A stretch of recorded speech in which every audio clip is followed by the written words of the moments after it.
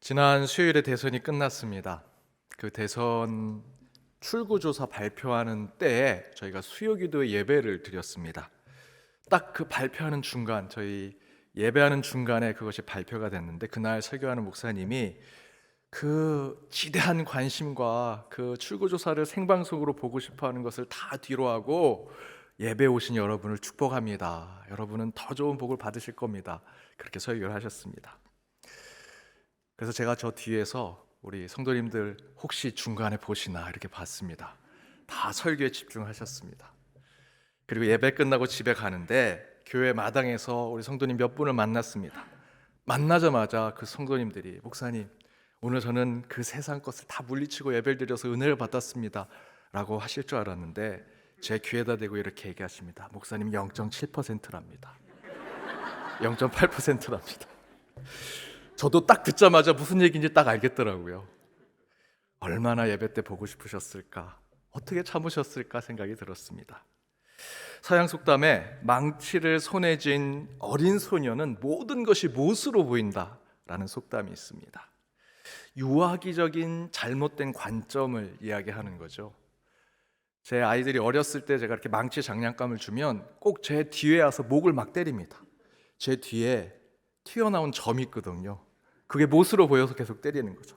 아이들의 관점은 손에 망치가 쥐어지면 모든 게 다 못으로 보이는 겁니다. 우리말로 바꾼다면 사람들은 보고 싶은 대로 보는 거죠. 대선이 끝났습니다. 여러분 각자 나름대로의 생각과 판단과 의견이 있으시리라 생각이 듭니다. 하지만 앞에서 말씀드린 속담처럼 어린 소년과 같은 사람이 되지 않으려면 내 위주, 내 경험, 내 지식, 내 판단으로만 생각하지 마셔야 합니다.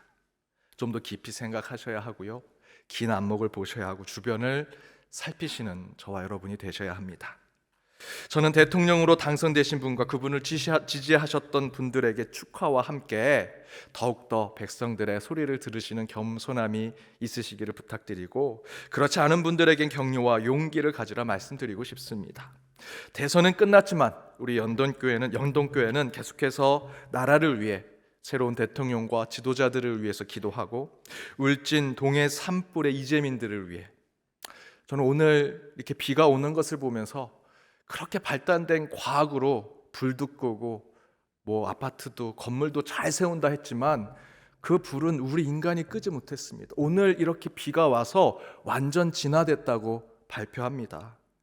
참 우리 인간이 하는 것 헛된 수고에 불과한 것, 하나님의 도우심이 절실히 필요하다 생각이 듭니다. 하지만 그 가운데 집을 잃고 가정을 잃은 이재민들은 저와 여러분이 도울 수 있습니다. 그분들을 위해서도 기도하고 코로나와 오미크론으로 고통받는 모든 이들 위해서 함께 계속해서 기도하는 저와 여러분 우리 연동교회가 되기를 바랍니다. 우리 그런 취지로 옆에 있는 분들과 함께 인사하길 원합니다. 지난주에 이어서 나라를 위해 계속 기도합시다. 나라를 위해 계속 기도합시다. 우리 남아있는 자들을 위한 위로 두 번째, 죽음보다 강한이라는 제목으로 주의 말씀 함께 나눠보고자 합니다. 한 아이가 쓴 시가 이런 것이 있었습니다. 제목은 다 죽자였습니다. 할아버지는 심심해 죽겠다고 하신다. 할머니는 허리 아파 죽겠다고 하신다. 아빠는 피곤해 죽겠다고 하신다. 엄마는 짜증나 죽겠다고 하신다. 누나는 힘들어 죽겠다고 한다. 다 죽는단다. 그럼 난 어떡하지? 그냥 다 죽자. 우리는 입버릇처럼 죽겠다 얘기하죠. 생각보다 우리 일상 가운데 죽음이 굉장히 가까이 있습니다. 좋아도 신나 죽겠다, 좋아 죽겠다, 힘들어도 괴로워 죽겠다, 아파 죽겠다, 힘들어 죽겠다 하면서 마치 정말 죽을 것처럼 이야기합니다.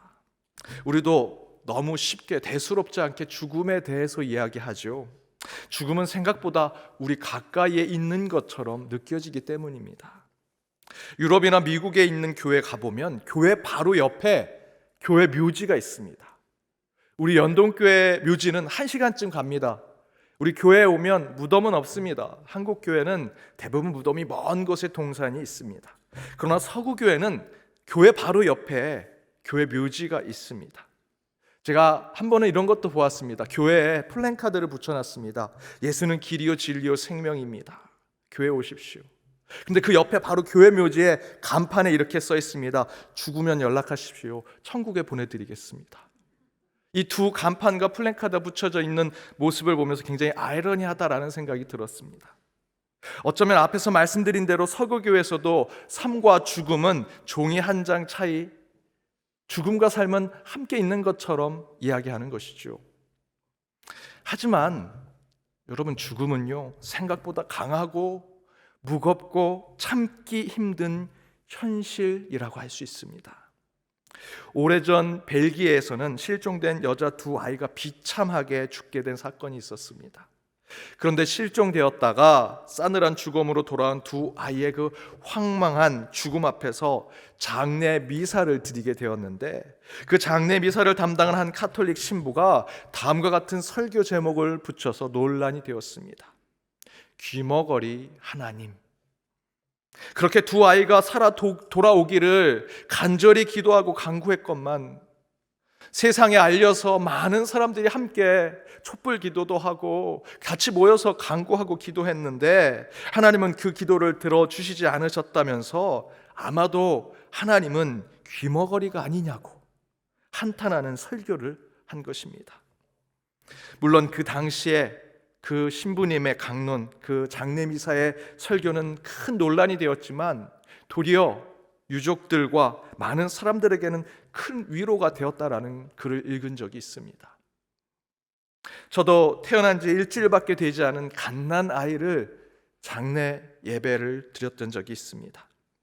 정말 아무 말도 할 수 없는 답답함과 안타까움, 속상함이 그 가운데 있었습니다. 그래서 하나님께 기도했습니다. 하나님, 제가 이 부모들에게 어떻게 위로의 메시지를 전할 수 있겠습니까?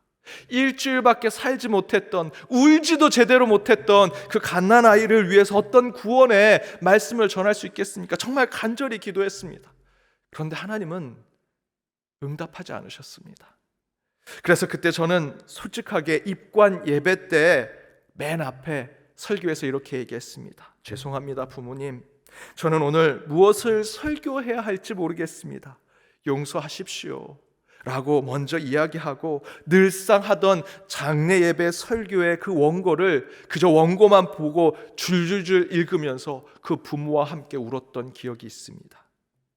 그런데 그때 그 부모가 장례를 마치고 마음을 좀 추스린 후에 저를 찾아와서 감사하다고 인사를 했습니다. 제가 뭐가 감사할 게 있습니까? 저는 그저 말씀을 준비하기 위해서 하나님께 기도했는데 하나님께서 아무 음성을 주시지 않아서 그저 원고만 줄줄 읽었는데요, 뭐가 감사하셨습니까? 그랬더니 그 부모가 이렇게 얘기했습니다. 목사님께서 설교 때 저희에게 부모라고 얘기해 주셔서 일주일밖에 되지 않은 그 아이 출생신고도 제대로 못했는데 우리에게 그 아이의 부모라고 설교 때 계속해서 말씀해 주신 것에 저희가 큰 위로를 받았습니다. 저는 그 얘기를 듣고 오히려 제가 위로를 받았습니다. 여러분, 이처럼 죽음은 우리 인생에서 가장 힘든 일이고요, 상상조차 하고 싶지 않은 경험입니다. 죽음이라는 현실 앞에 서게 되면 우리는 너무나 무력하고 나약하게 되지요. 어쩌면 우리는 죽음이라는 상상, 죽음이라는 현실, 반드시 찾아올 죽음 그 자체를 결코 이겨내지 못하는 패배자, 실패자, 도망자처럼 서 있게 될 것입니다. 죽음은 너무나 강하고요, 죽음은 결코 우리가 이겨내지 못하는, 그리고 극복할 수 없는 것처럼 저와 여러분은 느끼게 될 것입니다. 이에 대해서 예수님도 저와 여러분이 느끼고 생각하는, 그래서 우리가 당해낼 수 없는 죽음에 때로는 체념하고 무력하게 느끼는 그 인간의 감정 그대로를 예수님도요, 예수님의 삶 가운데 그대로 표현하셨던 적이 있습니다. 바로 그것이 오늘 본문의 말씀이죠. 오늘 본문에서 예수님은 가깝게 지내던 나사로의 죽음을 듣게 됩니다. 그리고 예수님은 먼 길을 걸어 이 나사로가 장례를 지내고 있는 무덤에 오게 되죠. 그런데 성경이 아주 흥미로운 표현을 합니다. 17절에 보면 예수님께서 서둘러 먼 길을 와서 보니 나사로가 죽었는데 얼마쯤 되었다라고 증거하고 있습니까? 나흘, 4일이 되었다라고 얘기하지요. 여러분, 요한복음은요, 어찌되었든 예수님의 생애와 고난과 십자가, 죽음, 부활까지 이미 사도 요한이 다 모든 것을 지켜보고 그 예수님의 생애를 회상하면서 쓴 복음서의 말씀입니다. 이미 사도 요한은요, 예수님께서 3일 만에 부활하신 것을 알고 있죠. 사도 요한에게 3이라는 숫자는 예수가 부활한 숫자입니다. 그런데 나사로의 죽음에 대해서는 뭐라고 얘기합니까? 사도 요한은 나사로가 죽은 지 나흘이 되었다, 4일이 되었다라고 얘기하죠. 나흘, 4일이 되었다라는 표현은 예수님도 3일 후에 부활했는데 그 예수님보다 하루 더 죽어있는 나사로는 절대 깨어날 수 없는 완전한 죽음을 갖고 있는 자다라는 것입니다. 나사로는 완전히 죽어버린 자이다. 그런데 바로 그런 완전한 죽음을 맞이한 나사로 앞에, 이미 죽어 냄새까지 나는 그 나사로의 시신 앞에 예수님은 성경의 어느 장면에서보다 감정을 숨기지 아니하십니다. 마르다의 원망과 사람들의 탄식을 보면서 예수님은 심령의 비통함과 불쌍히 여기는 연민의 마음을 가지시고 성경의 기록을 보니 예수님도 눈물을 흘리셨다. 예수님이 3번 우십니다. 대의를 위해서 무너지는 예루살렘을 보고 눈물을 흘리셨지만 이 사적인 감정을 표현하는 눈물은 이곳에만 있습니다. 어쩌면 오늘 본문이 있는 요한복음 11장 전체를 읽으면 예수님도 나사로의 무덤 앞에서 진심으로 슬퍼하고 애통하셨고요, 저와 여러분이 가족과 성도의 죽음 앞에서 느끼는, 특별히 지금과 같은 이 코로나 상황에 겪게 되는 거대한 죽음 앞에서 아무것도 할 수 없고 기도마저도 소용없이 느껴지는 절망과 좌절의 감정을 예수님도 그대로 이 장면에서 보여주고 계시는 것이죠. 죽음은 정말 강하구나, 죽음은 평생 아물지 않는 나의 고통이 되겠구나 하는 생각을 하시는 것입니다. 그렇다면 우리는 이 거대하고 잔인한 죽음 앞에 모든 것을 허무하게 맡기고 생을 바치는 인생을 살아야 하는 것일까? 죽음은 인간이 이겨낼 수 없는 인간의 마지막 현실인가? 라는 자조적인 물음을 던지게 됩니다. 아무것도 할 수 없는 무력한, 그 죽음 앞에 무력한 우리의 자조적인 질문 앞에 저와 여러분이 생각하지 못한 곳에서 답을 발견하게 됩니다. 여전히 살아있는 저와 여러분이 아니고요, 그 거대하고 잔인한 죽음을 눈앞에 둔 사람들, 임종을 앞에 두고 또한 시한부 인생을 사는 사람들에게서 우리는 죽음보다 더 강한 것이 무엇인지, 죽음이 끝이 아니라 그 너머에 무엇이 있는지를 그들을 통해서 우리에게 답을 주신다라는 것입니다.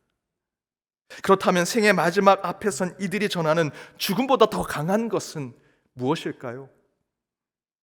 예일대 소아암 의사인 다이앤 콤프라고 하는 박사가 있었습니다.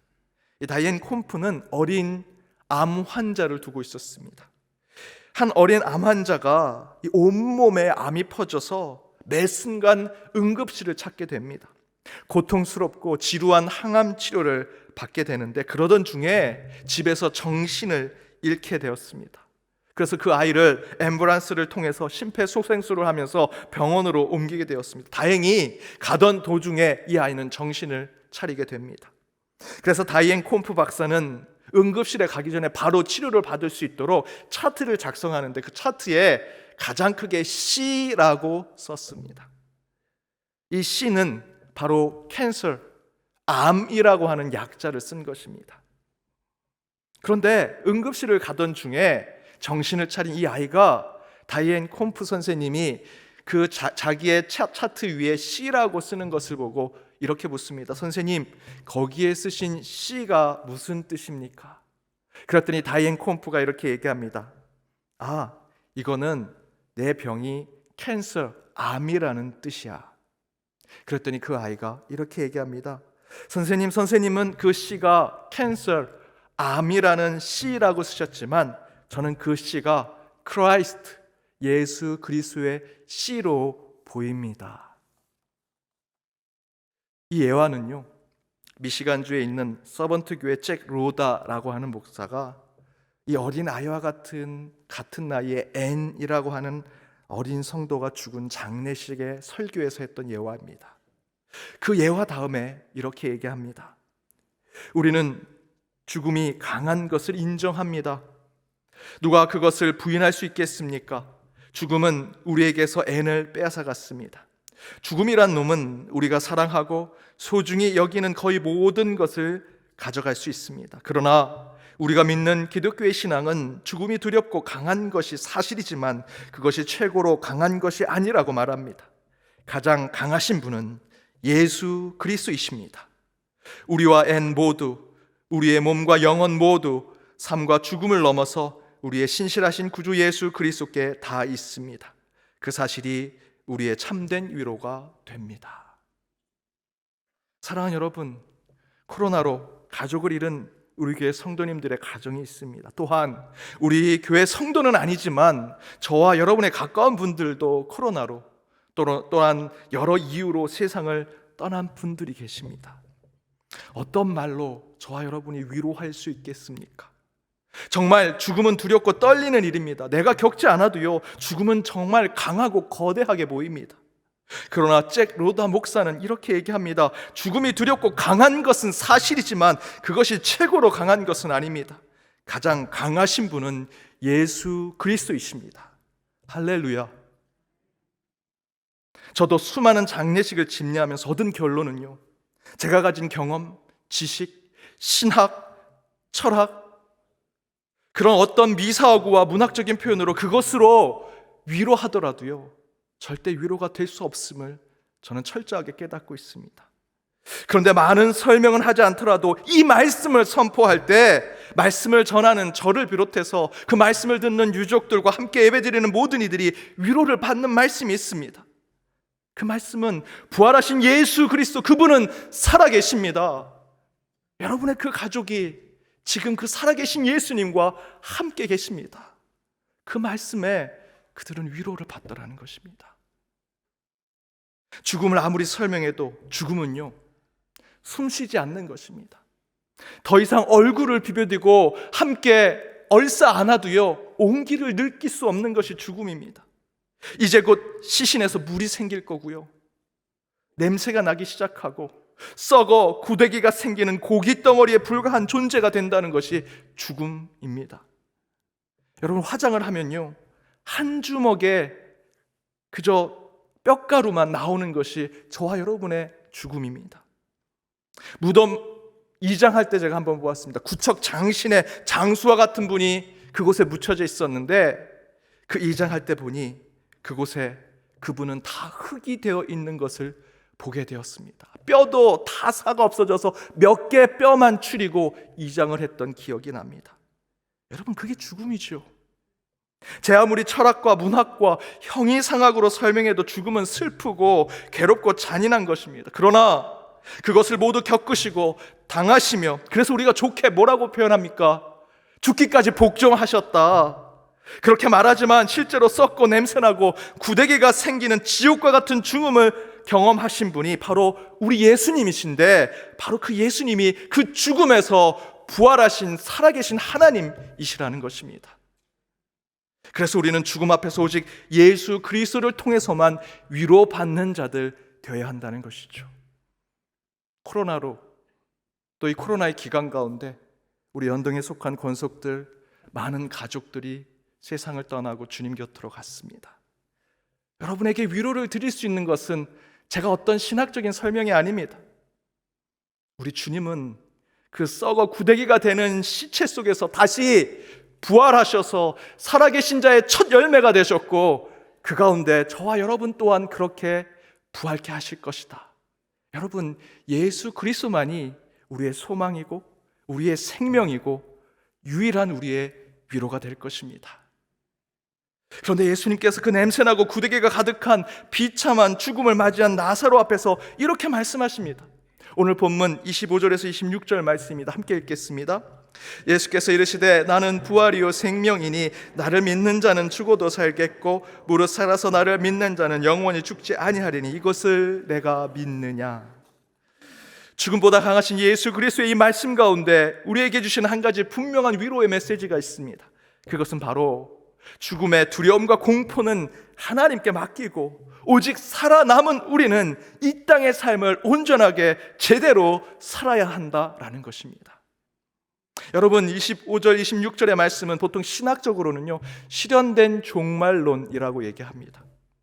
실현된 종말론은 말 그대로 각 개인의 종말이 수십 년 후에 여러분 이제 돌아가실 때, 세상에 별세하게 될 때, 죽게 될 때, 그때 죽음을 맞이하는 것이 종말로 이루어지는 것이 아니라 바로 지금 저와 여러분이 예수님이 나의 구원자, 나의 주님이라고 고백하고 믿고 받아들일 때 우리는 곧 바로 그 즉시 옛것은 다 죽고 새로운 생명의 삶을 살게 될 것이다 라는 것이 실현된 종말론입니다. 그래서 25절에서 당연히 살았을 때도 예수님을 믿는 자는 죽어도 살게 되는 것이고요, 살아서 믿는 자는 훗날 죽은 후에나 예수님을 믿고 복을 받는 자가 되는 것이 아니라 바로 예수를 믿는 그 즉시 그 순간에 저와 여러분은 믿음의 위로, 긍휼의 평안, 은혜의 복을 받는 자들의 삶을 살아가게 된다는 것이죠. 여러분, 그리스도인이 됐다는 것은 여러분이 죽어서 장례식 지낼 때 이제 그분은 천국에 가게 될 것입니다 라는 것이 그리스도인이 아닙니다. 여러분이 지금 이 순간 예수가 나의 구원자고 내 삶을 새로운 생명으로 허락하실 분이라고 고백할 때 바로 그때 종말이 이루어지는 거고요, 지금부터 저와 여러분은 새 생명, 천국의 삶을 살아가는 자들이 그리스도인입니다. 바로 그것이 실현된 종말론이죠. 그것을 저와 여러분은 누리고 살아가고 있습니다. 그런데 한 제자가 예수께 말합니다. 마태복음 8장 21절에 보니 주여, 내가 먼저 가서 내 아버지를 장사하도록 허락해 주십시오. 그러자 예수님께서 죽은 자는 죽은 자에게 장사 지내게 하고 너는 산 자의 하나님을 따르라 라고 말씀하시지요. 이 말씀만 보면 예수님이 십계명 5계명에 부모를 공경하라 라는 이 하나님의 말씀을 지키지 않는 것 같습니다. 이 말씀만 보면요, 예수님이 인간적인 도리를 지키지 않고 예의도 없고 사랑도 없고 법도도 없는 분처럼 느껴지지요. 그러나 이 말씀을 제대로 이해하기 위해서는 예수님 당시의 장례 문화를 이해할 필요가 있습니다. 지금 한 제자가 아버지를 장사하도록 허락해달라는 것은 지금 막 돌아가신 아버지를 장사 지내겠다는 것이 아닙니다. 여러분, 이스라엘의 장례는요, 죽으면 그 돌 무덤에서 건조를 시킵니다. 그곳에 시신을 넣고 건조시키면서 몇 개월 동안 시신이 부패하면서, 이 건조한 나라기 때문에 그 시신이 부패되면 마지막에는 한 1년쯤 지나면 뼈만 남게 되고요, 남은 뼈를 추스려서 석고람에 넣는 장례가 또 있습니다. 그러니까 이스라엘에는 장례가 2번 있는 것입니다. 지금 이 제자는 예수님께 이 2번째 장례를 요청하는 것이었습니다. 그렇게 2번째 장례를 하는 것은요, 있는 그대로 말씀드리면 유대인들의 율법을 지키겠다는 뜻입니다. 그렇게 죽고 살이 썩어져 나가는 것을 통해서 유대의 율법 가운데는 어떤 생각을 갖고 있었냐면, 내가 살아서 회개하지 못했던 것, 죽어서 그 시체가 부패하면서 쌀이 썩어져 들어가면서 그 살이 썩어져 가는 것을 통해 내 죄가 또한 회개를 받고 사함을 받고 용서를 받는 것이 된다라는 율법으로 생각했던 것이죠. 죽어서도 철저하게 인간의 공로, 인간의 행위, 인간이 선을 이룰 수 있다라는 생각을 가지고 있었던 것입니다. 예수님께서는 율법을 완성하러 이 땅에 오셨습니다. 그러니 이 잘못된 율법에 대해서는 예수님께서 결코 좋아할 리가 없으시죠. 그래서 예수님은 그런 무가치한 율법적인 행위에 대해서 단호하게 말씀하시는 것입니다. 그런 죽은 것에 대해서는 죽은 자들에게 맡기고 너는 산 자의 하나님을 따라야 한다라고 말씀하시는 것입니다. 지금 우리 시대로 바꿔서 이야기한다면, 적어도 지금 현재 죽지 않고 살아남고 지금 이 시점을 살아가는 자들이 있다면, 그런 우리는 하나님이 주신 이 소중한 삶을 가장 신실하게 살아내고 동시에 1분 1초를 가장 가치 있는 삶을 사는 그 자체가 하나님이 주시는 저와 여러분의 위로가 된다는 것이죠.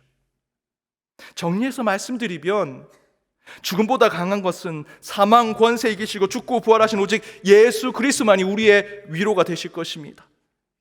그리고 그 예수님은 오늘 본문 요한복음 11장 25절에서 26절의 말씀을 통해 예수 믿으면요, 죽어 나중에 삶이 되더라도 반드시 살게 될 것이고요. 살아서 믿는 자는 훗날 죽어서 천국 가서 그곳에서 복받는 삶이 아니라 바로 예수 믿는 그 즉시 저희와 여러분이 호흡하고 사랑하고 열정을 쏟아낼 수 있는 지금 이 시간에 그것을 누리고 즐기며 그 가운데 하나님께서 주신 복의 삶을 살아가는 것, 그렇게 살아남은 자들에게 하나님은 위로를 주신다라는 것입니다. 그렇다면 우리는 살아남은 이 순간 어떤 하나님의 위로를 누리고 즐기며 살아야 할까? 마더 테레사 수녀는 그 답을 우리에게 보여주십니다. 마더 테레사 수녀의 한 번에 한 사람씩이라는 시가 있습니다. 나는 결코 대중을 구원하려 하지 않습니다. 다만 한 개인을 바라볼 뿐입니다. 나는 한 번에 단지 한 사람만 사랑할 수 있습니다. 한 번에 단지 한 사람만 껴안을 수 있을 뿐입니다. 단지 한 사람, 한 사람, 한 사람씩만. 따라서 당신도 시작할 수 있는 것이고 나도 시작할 수 있는 것입니다. 나는 한 사람을 붙잡습니다. 만일 내가 그 사람을 붙잡지 않았다면 수만 명의 사람들을 붙잡을 수 없을 것입니다. 모든 노력은 단지 바다에 떨어뜨리는 한 방울의 물과 같습니다. 만일 내가 한 방울의 물을 떨어뜨리지 않았다면 바다는 그 한 방울만큼 줄어들 것입니다. 당신에게도 마찬가지입니다. 단지 시작하는 것입니다. 한 번에 한 사람씩. 오늘 잠에서 깨어나 하루를 살게 된 것은 그 자체가 살아 남아있는 자들을 향한 하나님의 복이요, 하나님의 위로입니다. 이 위로로 주어진 하루의 삶을 어떻게 가치 있고 의미 있게 살아갈까? 마더 테레사 수녀는 가장 거창하고 대단한 일을 하라고 우리에게 전하지 않습니다. 내 옆에 있는 사람을 먼저 바라보고 그 사람을 우선 사랑할 줄 알아야 한다는 것입니다. 한 사람, 내 옆에 있는 그 사람, 내가 할 수 있는 가장 작은 일에서부터. 어차피 오늘 사는 하루의 인생, 거대한 바다와 같은 이 시간 속에서 내 인생 그저 물 한 방울에 불과할 텐데 라고 하는 한탄을 하기 전에 여러분, 하루 이 호흡을 허락해 주신 하나님께 감사하시고요, 우리는 나의 하루의 한 방울 인생, 단 한 시간, 1분, 1초의 삶, 그리고 단 한 사람에게라도 최선을 다하는 삶을 살아갈 때 여러분, 그 삶 자체가 위로가 되는 것입니다. 사랑하는 여러분, 오늘 본문에서 예수님께서 우리에게 위로를 주시는 말씀의 포인트는요, 죽은 나사로가 부활했다라는 것이 아닙니다. 죽어 냄새나고 썩어가는 나사로에게도 최선을 다하시는 예수님의 그 순간에 대한 감정, 그 예수님의 그 순간 자신이 느끼는 것에 대한 정직한 표현들, 그 순간 호흡하고 있다라는 예수님의 그 현실의 삶 가운데 저와 여러분은 오히려 그 가운데 위로를 받아야 합니다. 살아남은 자들이 맞이하는 사순절 두 번째 주간입니다. 우리 주님은 죽음보다 강하신 분이십니다. 죽음보다 강하신 주님이 주신 이번 한 주, 하루하루 어느 날보다도 새롭고 의미 있는 삶을 살아 그 자체로, 여러분이 호흡하는 그 자체로, 잠에서 깨어나는 그 자체로, 순간순간 느끼는 감정을 표현하는 그 자체로 하나님이 주시는 위로를 받는 한 주의 삶이 되시길 주님의 이름으로 축복합니다. 함께 기도하시겠습니다. 위로와 사랑의 하나님, 사순절 두 번째 주일 남아있는 자들을 위해 주신 위로의 말씀을 나눕니다. 말씀 가운데 성령님 함께 하셔서 말씀으로 치유케 하시고 회복케 하시며 위로를 허락하여 주옵소서. 죽음 앞에 선 인간은 초라하고 나약합니다. 그러나 사망 권세에 이기시고 다시 사시며 승리하신 예수 그리스도만이 죽음보다 강하시고 크신 분임을 고백하오니, 주님, 오늘 주신 하루의 삶에 가장 신실한 영적인 가치와 의미를 되새기며 우리를 위해 죽고 부활하신 예수 그리스도의 삶을 살아가는 저희 모두가 되게 하여 주옵소서. 그리하여 가장 작고 연약한 것에서부터 그것을 지키고 보호하여 그 안에서 발견하는 위로를 통해 한 주 살아갈 힘을 얻기를 바라오며 이 모든 간구 예수님의 이름으로 기도드립니다. 아멘.